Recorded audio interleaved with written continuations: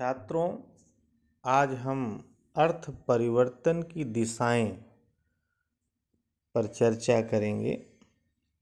देखिए, भाषा मानव व्यवहार का प्रमुख साधन है, क्योंकि भाषा ही वह साधन है जिसके द्वारा हम अपनी भावनाओं और विचारों को व्यक्त करते हैं और मनुष्य सभ्यता के विकास के साथ साथ भाषा का भी विकास हुआ है और मनुष्य परिवर्तनशील है, इसलिए भाषा भी परिवर्तनशील है। और भाषा में परिवर्तन की यह प्रक्रिया उसके अंगों को भी प्रभावित करती है। तब स्वाभाविक बात है कि अर्थ परिवर्तन भी होना उसकी एक प्रक्रिया है। तो अर्थ विज्ञान के प्रमुख भाषा विज्ञानवेत्ता ब्रील के अनुसार अर्थ परिवर्तन 3 दिशाओं में होता है। पहला नंबर है अर्थ विस्तार, दूसरा है अर्थ संकोच, तीसरा है अर्थादेश। तो सबसे पहले प्रथम अर्थ विस्तार पर चर्चा हम सब करें। देखिए, अर्थ विस्तार का अर्थ है अर्थ का सीमित क्षेत्र से निकलकर विस्तार पा लेना, अर्थात अर्थ का व्यापक हो जाना। या हम कह सकते हैं कि शब्द के अर्थ का प्रयोग क्षेत्र बढ़ जाता है, इसी को अर्थ विस्तार कहते हैं। अब उदाहरण के द्वारा और समझ में आ जाएगा। जैसे प्रवीण शब्द है। अब प्रवीण शब्द का पहले अर्थ होता था वीणा बजाने में जो दक्ष हो, उसी को प्रवीण कहा जाता था। लेकिन धीरे धीरे इस शब्द का विस्तार हो गया। अब जैसे कार चलाने में प्रवीण, खाना बनाने में प्रवीण, सिलाई कढ़ाई में प्रवीण हैं, मोबाइल बनाने में प्रवीण। तो इसलिए इस प्रवीण शब्द का क्या हो गया? विस्तार हो गया। इसी प्रकार जैसे कुशल शब्द है, तो कुशल शब्द का अर्थ था जो कुश लाने वाला, लेकिन बाद में यह चतुर का पर्याय बन गया। उसी प्रकार जैसे पंडित ये शब्द है, तो इसका जो मौलिक अर्थ था विद्वान होना या ज्ञानी होना, लेकिन आज पंडित शब्द का अर्थ विस्तार हो गया समस्त ब्राह्मण, सभी ब्राह्मणों को पंडित कहा जाने लगा। उसी प्रकार एक प्रसिद्ध उदाहरण है जैसे तेल। तेल का जो मौलिक अर्थ था तिल का तेल को कहते थे तेल, लेकिन आज सभी प्रकार के तेल जैसे सरसों का तेल, नारियल का तेल, बादाम का तेल, मिट्टी का तेल, तो तेल शब्द का अर्थ विस्तार हो गया। अब हम अर्थ विस्तार के बाद हम लोग अर्थ संकोच को समझेंगे। तो देखिए, अर्थ संकोच का अर्थ है अर्थ का संकुचित हो जाना, अर्थ का संकुचित हो जाना, सिमट जाना। ठीक है। अब देखिए क्या है इसका मतलब, कि जिस प्रकार अर्थ का विस्तार होता है, ठीक है, उसी प्रकार कई बार व्यापक अर्थ वाले शब्दों के अर्थों में संकोच भी होता है। यह अर्थ विस्तार के ठीक विपरीत है। डॉक्टर भोलानाथ तिवारी जी भी लिखते हैं कि अर्थ संकोच जो है ये अर्थ विस्तार का ठीक उल्टा है। अब उदाहरण के द्वारा ये स्पष्ट हो जाएगा। जैसे मान लीजिए कि जैसे मृग शब्द है, तो मृग शब्द का जो मूल अर्थ है, अब देखिए मृग का जो मौलिक अर्थ है जंगली पशु से संबंधित था, लेकिन आज क्या हो गया, इस शब्द को संकोचित हो गया।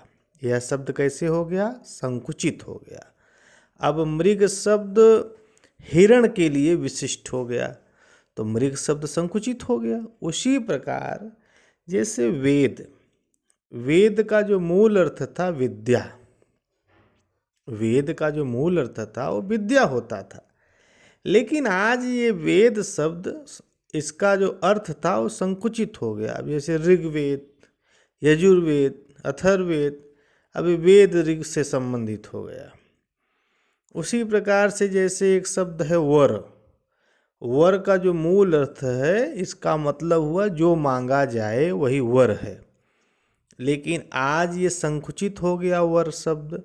वर शब्द कहाँ संकुचित हो गया, दूल्हा, दूल्हा के लिए अब वर शब्द प्रयोग होने लगा।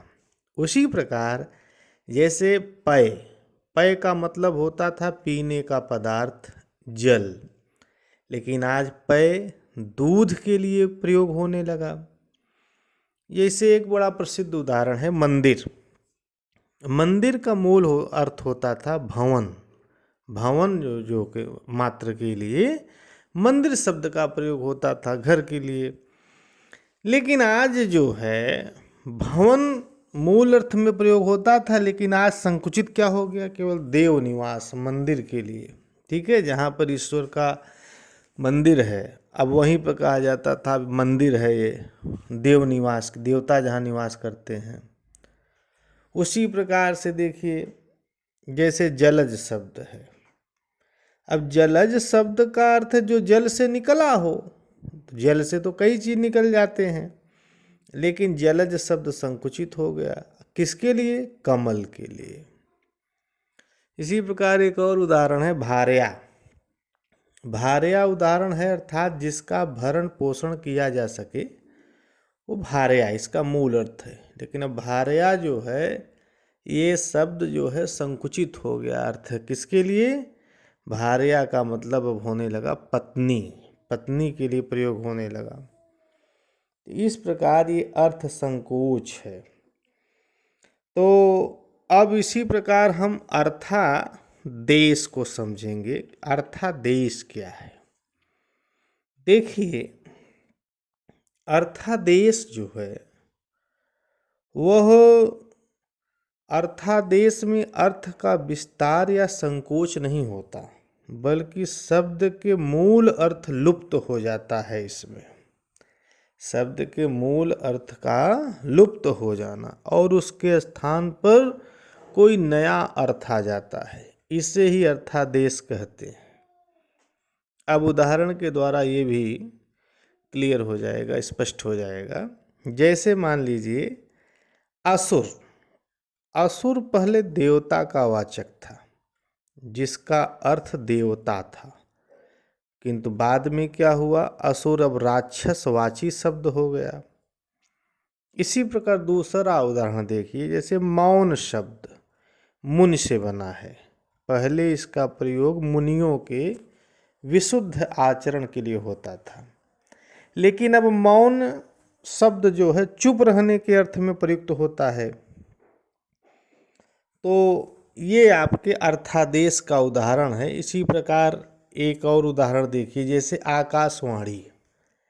आकाशवाणी का जो मूल अर्थ है वो देवताओं की वाणी, लेकिन अब किसके लिए प्रयोग होने लगा, इसका अब रेडियो के लिए प्रयोग होने लगा। ये अर्थादेश हो गया, मतलब एक नया अर्थ आ जाना, एक नया अर्थ आ जाना ही तो अर्थादेश है। तो नया अर्थ आ गया, आकाशवाणी पहले देवताओं की वाणी थी, अब नया अर्थ में क्या आ गया, रेडियो हो गया। उसी प्रकार देखिए जैसे मुग्ध शब्द है, तो मुग्ध का मूल अर्थ क्या था, पहले मूर्ख, लेकिन नया अब क्या हो गया, नया अर्थ क्या आ गया, मोहित हो जाना। अब मुग्ध को आजकल क्या कहा जाता है, मोहित हो जाना, लेकिन पहले इसका क्या अर्थ था, मूर्ख। तो इस प्रकार से अर्थादेश के उदाहरण द्वारा आप अर्थादेश को भी समझ गए। अब देखिए, हम लोग ये किए अर्थादेश के भी दो भेद किए गए। अर्थादेश के भी दो भेद किए गए हैं अच्छे बुरे भाव की दृष्टि के अनुसार। पहला है अर्थोपकर्ष, दूसरा है अर्थोत्कर्ष। ये दोनों एक दूसरे के विपरीत हैं। अर्थोत्कर्ष और अर्थोपकर्ष ये दोनों एक दूसरे के विपरीत हैं। अर्थादेश के ये दो भेद हैं। ठीक है, तो पहले आप समझिए अर्थापकर्ष क्या है। देखिए, अर्थापकर्ष जो है ये अर्थ का उन्नत से अवनत हो जाना, अर्थ का उन्नत से अवनत हो जाना ही अर्थापकर्ष है। जैसे देखिए, सामाजिक दृष्टि से किसी शब्द का प्रारंभ में अच्छा अर्थ जब बुरे भाव में परिवर्तित हो जाता है तो अर्थोपकर्ष कहा जाता है। या इस तरीके कह सकते हैं, किसी शब्द का अर्थ अच्छे से बुरे में परिवर्तित हो जाना ही अर्थोपकर्ष है। जैसे अब उदाहरण के द्वारा आप समझ सकते हैं। जैसे मान लीजिए भक्त शब्द है, तो भक्त के अर्थ में क्या आएगा? हरिजन। भक्त के अर्थ में हरिजन शब्द का अर्थ अब किस में होने लगा? जात विशेष में सीमित हो गया। हरिजन मतलब भगवान का जो भक्त हो, लेकिन अब हरिजन किस में प्रयुक्त होने लगा? जाति विशेष में सीमित होकर रह गया। इसी प्रकार जैसे मान लीजिए जुगुप्सा शब्द है, जुगुप्सा शब्द पालने या छिपाने के अर्थ में चलता था, छिपा दिया गया है, उसे जुगुप्सा शब्द का अर्थ बोधित होता था। लेकिन अब क्या हो गया? इसका अर्थ जुगुप्सा का तात्पर्य घृणा में परिवर्तित हो गया। अब जुगुप्सा का मतलब क्या हो गया? घृणा। उसी प्रकार से जैसे महाजन, महाजन का तात्पर्य होता था श्रेष्ठ व्यक्ति, लेकिन अब महाजन शब्द का प्रयोग कैसे होने लगा? सूदखोर में। उसी प्रकार से जैसे लिंग, लिंग का मतलब होता था चिन्ह, लेकिन अब ये इसका प्रयोग इंद्रिय विशेष के संदर्भ में होने लगा। तो ये आपका अर्थोपकर्ष के उदाहरण थे। अब हम लोग देखेंगे अर्थोत्कर्ष क्या है। देखिए, यह अर्थोपकर्ष का उल्टा है। निकृष्ट अर्थ में प्रयुक्त होने वाले शब्दों का उत्कृष्ट अर्थ में प्रयुक्त होना, या कह सकते हैं कि पूर्व में प्रचलित बुरे भाव का अर्थ बाद में अच्छे भाव के अर्थ में प्रचलित हो जाना, ठीक है, अर्थोत्कर्ष है। जैसे उदाहरण के द्वारा समझिए आप इसको। जैसे साहस शब्द है, क्या शब्द है? साहस। इसका अर्थ था चोरी डकैती लूट हत्या, बुरे कार्य, लेकिन आज साहस का अर्थ क्या हो गया? हिम्मत से। आज साहस का अर्थ क्या हो गया? हिम्मत से। पहले साहस का मतलब क्या होता था? जो चोरी डकैती करता था, ठीक है। तो अब बुरे को क्या बना दिया? अच्छा बना दिया। अब साहस शब्द क्या हो गया? अच्छा हो गया। पहले खराब था, लेकिन अब साहस शब्द किस में आ गया? अच्छे में आ गया। तो अब किस में हो गया? हिम्मत में हो गया। इसी प्रकार गोष्ठी शब्द है, मान लीजिए।